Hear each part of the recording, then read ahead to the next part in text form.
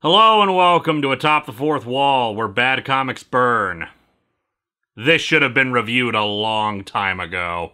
3 years and 170 episodes ago, I did a 4-part retrospective on the Teen Titans, up to my favorite series of the book, the late 90s, early 2000s version that began with my favorite comic of all time, JLA/Titans, The Technis Imperative. This was a glorious time to be a DC fan. Aside from the fact that DC creatively had gotten their acts together and put out some fantastic revivals of books that had been having so many problems, but also DC actually for 2 years had a larger market share than Marvel. If you want more details there, look at SF Debris' Rise and Fall of the Comics Empire videos. However, the sad truth about comics, especially in the last 20 years, is that books will start strong, but will lose interest over time as the readership stabilizes. It is almost always a downward spiral, like water slowly leaking out of a glass with a teeny tiny hole in it. It'll take a while, but it'll empty eventually. The Titans ended in 2003 with about 22,000 readers. Still within the top 100 books, at number 98, but also pretty low when it comes to justifying keeping books around. Remember that Threshold book from the Blue Beetle retrospective? Yeah, that dropped below that point after its first issue. The fact that they let it limp along for another few issues is amazing to me. Doing slightly better by only about 1,000 readers was a little book called Young Justice. The Titans at this point were mostly adults, although in retrospect, the new Teen Titans of the 80s were mostly made up of people who were 18 and 19 years old, but I suppose the new young adult Titans doesn't have quite the same ring to it. While Young Justice filled in the next generation of teen superheroes, including the Tim Drake Robin, Superboy, the Cassandra Sandsmark Wonder Girl, Impulse, and more. With both series having fairly low sales, it was time for a shakeup, and much as I prefer the Adult Titans book, I do see the need to revitalize the franchise, especially since the book itself wasn't exactly doing as great as it used to be creatively. Titans Tower was in shambles, the team at each other's throats at some points, and a mediocre alien invasion story was concluding things. To make matters worse, the Titans book always felt disconnected from the rest of the DC universe. They would acknowledge events going on in other books, but I'd be damned if I could name 5 titles that ever referenced them during their run. I have not read Young Justice, but those who have told me that things over there were going just fine. The problem was just that nobody was reading it. The consistent quality was helped by the fact that Peter David of Bill Jemas Made an Idiot Bet With Me that Marvel would do better than my book fame was the longtime writer of it, aside for a couple of issues. Having a single writer for the entire book's run means that you can actually develop the characters and plan things for the long term. So yeah, while the books were not horrible, it was probably time for a new status quo to attract readers. A big relaunch, especially since the Teen Titans animated series was coming that year. Unfortunately, in order to get there, we got this craptastic miniseries. The fact that the relaunched Teen Titans was so successful after this garbage dump of a miniseries is nothing short of a miracle. Graduation Day, at best, is just kinda lame, but at its worst, it's infuriating. This may not be as bad as Cry for Justice was, but it feels like it's in the same vein of middle finger to the audience that was. A spiritual prequel, if you will. A story that not only hates these characters, but hates you for liking them. You know, assuming that they even have enough enthusiasm to hate them. Graduation Day is a textbook example of a little thing that Mystery Science Theater 3000 described as, "They just didn't care."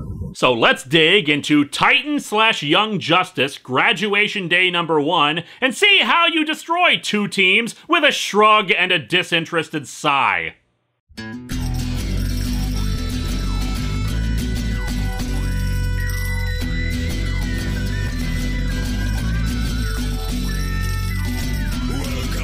Atop the fourth wall, where bad comics burn. Linkara's gonna teach you all a lesson you won't learn. Brodsky, you're not the smartest.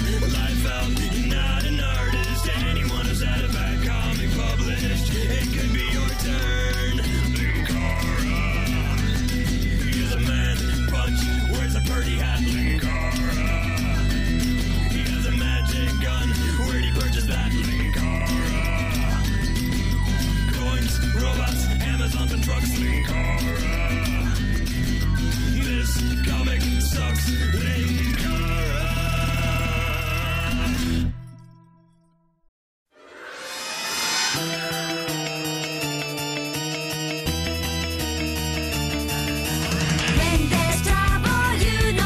Normally I wouldn't look at the covers, and I won't be for the other two issues, but this cover, this is special. First of all, it's a complete lie. The Titans and Young Justice do not fight each other in this book. I have no idea where the hell this cover came from. It wasn't any of the individual issues covers. This had to have been specifically created for the trade, meaning nobody actually read the damn thing when they put this together. I have further evidence of that, which I'll get to later. Even the book's logo pisses me off. Why is the day in Graduation Day falling off and slanting like that? You couldn't fit your logo on one line? Obviously you know how to shrink stuff since you put Titans and Young Justice above it without any problems. Oh, but then there's the title itself. Graduation Day. The writer, Judd Winnick, said in the lead up to this that this is the end, the death knell for both teams, and that a lot of people are going to get hurt. Yeah, because when I think of graduation, the first things that spring to mind are death and pain.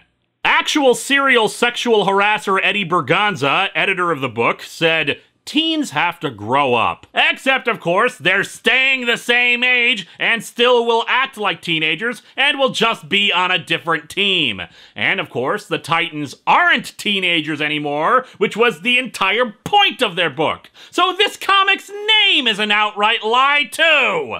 As for the cover itself, which even if it was a fight between the two teams, is still pretty lackluster, being just for shots of heroes grappling with one another. The background is another shade of lazy, since it's just a vague sky with a gradient coloring. The matchups make sense, with Jessie Quick and Impulse being the two speedsters facing off, Donna Troy and Wonder Girl, who for some reason has really sharp nails and a demonic smile on her face. What the hell book were they thinking of when they made this thing? Nightwing and Robin.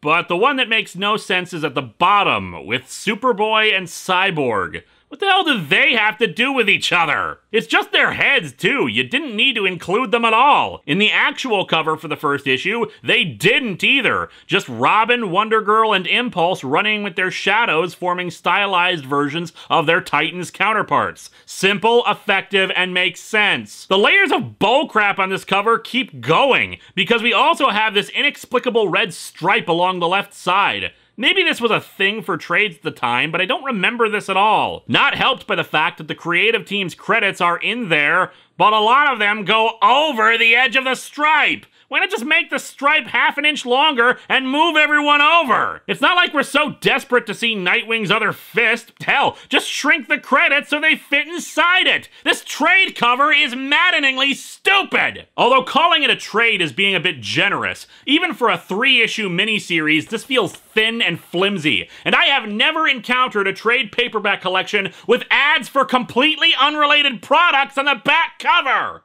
Oh, and another thing that graduation apparently means. Glow-in-the-dark stickers. We open during some kind of battle. Donna Troy, Wonder Girl, Troya. Oh, I'm sorry, clearly we're not reading a comic book, just Donna's business cards. Child of humanity and goddess, offspring of the mortal realm and the beings of infinity. You have to buy a lot of Christmas gifts this year. Come to us, godling. Take your place in the war. We have need of you. And your battle bikini made out of a few pieces of string. Thank God she has those protective napkins covering her nipples. The underside of her boobs really turned the tide in this fight. And thus we have the title page, and good lord! Wow, that is ultimate Escher girls posing right there. Not only the classic boobs and butt visible at the same time, but her legs are spread so far apart that apparently she's a battle ballerina. A battle-rena, if you will. And of course, since she's twisting her spine around to such a degree, she's screaming in pain through gritted teeth. Hell, the very idea of screaming that loudly in the word balloon, yet having her teeth clenched, just seems silly as all hell. Oh wait, maybe she's screaming because she's gripping her sword's blade instead of the handle. Unless that sword's handle is just really that long for no good reason. Also, I think her sword is broken, so that's another reason to be screaming. Take a look at these demonic beings all around her that she's fighting. Yeah, they have nothing to do with what's actually going on. The eventual explanation for this makes no sense with these things, except as some kind of weird dream reinterpretation of things, but that doesn't explain the outfit that'd make Red Sonja roll her eyes at how impractical it is. Anyway, Donna wakes up. 1 month ago. 1 month before that nightmare, she was still waking up from nightmares? Man, Donna's got issues. But yeah, the battle was a dream, of course. I can't imagine anyone consciously choosing to wear that outfit. I don't even know why this felt the need to say 1 month ago. It's not like there's some massive framing device about a story being told in the future. It's just that a month ago she was having weird dreams where her torso swiveled around 180 degrees. She's been having these dreams for months, which makes the 1 month ago timestamp make even less sense. They are always the same, but with some variations. She is always fighting. She is always outnumbered. She does have more fun when the variation is a swarm of kittens just rubbing up against her, though. She is always in pain. Gee, I can't imagine why that would be. But they are becoming more and more real. Donna can feel the heat, smell the sickeningly sweet odor of carnage. Then she remembers that she just put in a carnage-scented air freshener in her apartment. She tastes blood. Damn you, gingivitis! However, Donna is frightened by how she feels like she's welcoming the dream more, which, yeah, would be cause for concern. Except she just woke up screaming in horror at it, so how she's welcoming it is not entirely clear. We then cut to last night in Austin, Texas, specifically 3:28 a.m. We desperately needed to know what time it was. A blue-skinned, pink-haired robot suddenly emerges out of a pink energy portal. Huh, I wonder why she looks so badly damaged. Too much pink energy is dangerous. Her internal narration indicates that she's trying to reboot into maintenance mode and that she's traveled through time, but also that she now needs to seek out cybernetic organisms. And cut away. That was a great scene. It's 21 hours later, 11:06 p.m. Pacific Standard Time in San Francisco. It's like this comic is actively poking me to prevent me from yelling, "What time is it?" And instead I'm just yelling, "Why do I need to know this?" We're at the offices of Optitron, an international conglomerate that works to help improve the world, while also controlling a good chunk of the world's media. The CEO of Optitron, Gene Walters, is giving a pitch to the Titans. And look, they're showing off how they've helped out Anthony Perkins, Abe Vigoda, and Betty White. Anyway, they're making a sales pitch to fund the Titans, which for some reason includes Cyborg. If you recall the Titans retrospective, Cyborg left around issue 20 because he finally could resume a humanoid appearance. Long story short, that got undone in the pages of Flash, and he was back to his classic look. That being said, he wasn't a member at this time. What the hell is he doing here? The same goes for Tempest. In fact, Tempest's presence is even more baffling. He was forced to quit the team by his wife because of life-threatening injuries he had sustained. It's why Optitron is even making the offer to fund the team. Tempest was the one who funded them originally, but he left and therefore was unable to bankroll them. But if he's here, why are they even at this meeting? They just didn't care. Before Gene Walters actually says that, though, we have Nightwing being rude to them in the middle of the presentation since they were all flown out here for a reason.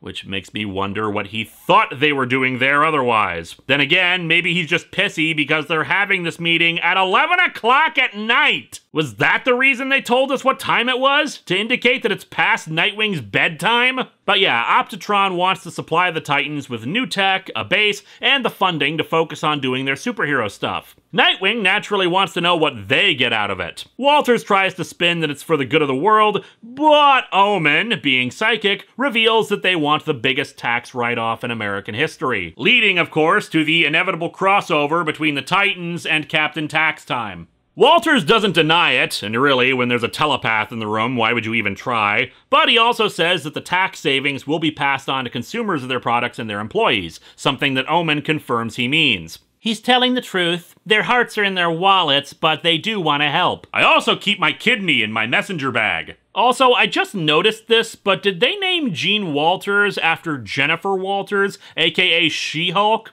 I'm sure it's just a coincidence, like they unintentionally made up the name, especially since this guy never shows up again after this issue, but if it was a deliberate reference, why? Anyway, yeah, people who legitimately want to help, even if they do get some benefits out of it, and Omen confirms that they have no nefarious secondary intentions or anything like that.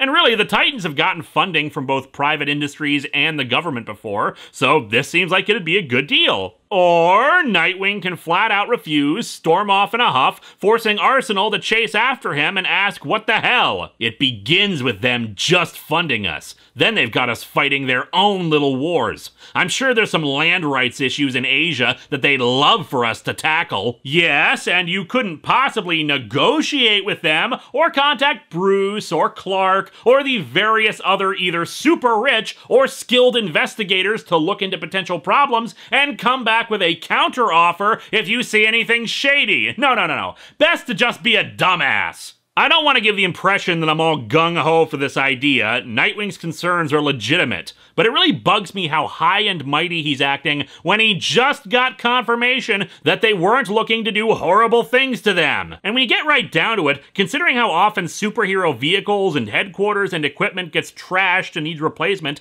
this is a bigger, more expensive risk for Optitron. Hell, the Titans have a track record of this crap bigger than their tower. You know, the one that recently got blown up and you need a replacement for? Oh, and spoilers for one of the books that came after this? Yeah, they're on the up and up. Optitron is actually a subsidiary of Wayne Enterprises. Bruce set the whole thing up to help him out without Dick feeling resentful over getting help from him. So Dick's temper tantrum here is even dumber in hindsight. It's even more hilarious when you remember that the reason Dick is even with the Titans right now is out of fear that he was becoming too much like Batman. When Batman is showing concern for other people's feelings and can see the bigger picture and potential for good. Dick is just being a broody, self-righteous moron. Oh, but Arsenal doesn't point that out. Here's his response. Listen, aren't you sick of being second string? Aren't you sick of us repeatedly saving the world, fighting off brutal enemies, and battling in intergalactic wars? We're such Z-listers! This is an especially baffling statement to make when the end of their freaking book was about them stopping an alien invasion on their own! Had Judd Winnick never read any Teen Titans material beyond the Silver Age or something? Folks, they just didn't care. Nightwing doesn't trust Optitron because they also have brought in Young Justice, seemingly making the same offer to them. They want to create the fast food chain equivalent of super teams. Over 3 billion served! A supersize is when they call in all the other former Teen Titans for a big brawl. A number 7 is when one of them turns traitor. We cut to Tucson, Arizona, apparently in the middle of the day despite it just being 11 at night a minute ago. Then again, they are out in the southwestern US desert. This could just be Night Vale's fault. We go inside the Franklin military installation, where a bunch of robotic DC characters called the Metal Men are doing some work for the government. The robot from earlier teleports in and attacks, attempting to interface with the Metal Men, but they lack the necessary technology she needs, so she starts scanning for more. Back over to our heroes, they're continuing to argue about this, with everyone except Nightwing saying that they should hear them out and talk about this. Cyborg suggests that they take a break, but then, hey, did it just get a whole lot warmer? Ew, who peed in the pool? The android teleports in and immediately latches onto Cyborg, interfacing with him. The teleportation apparently created a massive energy blast that sent everyone back. When they recover, Argent and Jesse Quick leap into action and are blasted back and pretty much out of the story. Yeah, not only is the characterization poor in this book, there isn't very much of it, focused pretty much on Nightwing and Arsenal. For a team-up book, everyone is just kind of there. Also, Tempest can fly, apparently. News to me. Impulse and Empress of Young Justice leap into the fray, with Impulse vibrating through the android to try to shake her loose, while Empress goes to pull Cyborg free of her. All while this has been going on, and Nightwing has been ineffectually shouting out orders that most everyone is pretty much ignoring. Then again, considering Nightwing's dialogue in this book has been pretty crappy, I don't blame people for not listening to him. Both of you get out of there! Now! She's too unpredictable! How do you know that? She only appeared less than a minute ago! But indeed, the android deploys countermeasures to Impulse, creating another pink explosion. Wow, this episode could really get some mileage out of the too much pink energy clip. Cyborg is freed, but is also missing his legs, so that's a bummer on top of everything else. The robot starts pulling a Linda Blair by floating in the air on her back for some reason, exclaiming that she's entering into defense mode. At that maneuver, Superboy is switched into attack mode, but sadly the robot cannot be destroyed as a result of battle, and their turn ends. The robot tosses Superboy aside and freezes him in pink energy. Donna goes in and punches her from behind, and looking absolutely ridiculous as she does so. I've got to get in my yoga stretches during this battle. Why are her eyes closed? And again, Tempest cannot fly! Oh, and then he gets knocked out of the air by another energy blast. But hey, why would magic, super speed, tactile telekinesis, or anything else stop her when Arsenal can just shoot her with a gun, blasting her arm off? You see, they just didn't care. Not so tough now, are we, Lefty? Thank God I have both of my arms. As long as I got both of my arms, it's a China Cat-free life for Arsenal. Roy, I know you're just posing to be overly dramatic and crap, but could you stand somewhere else? You're right on top of Superboy's crotch. And that is apparently enough for the robot, who decides she's not powerful enough for this fight and teleports away.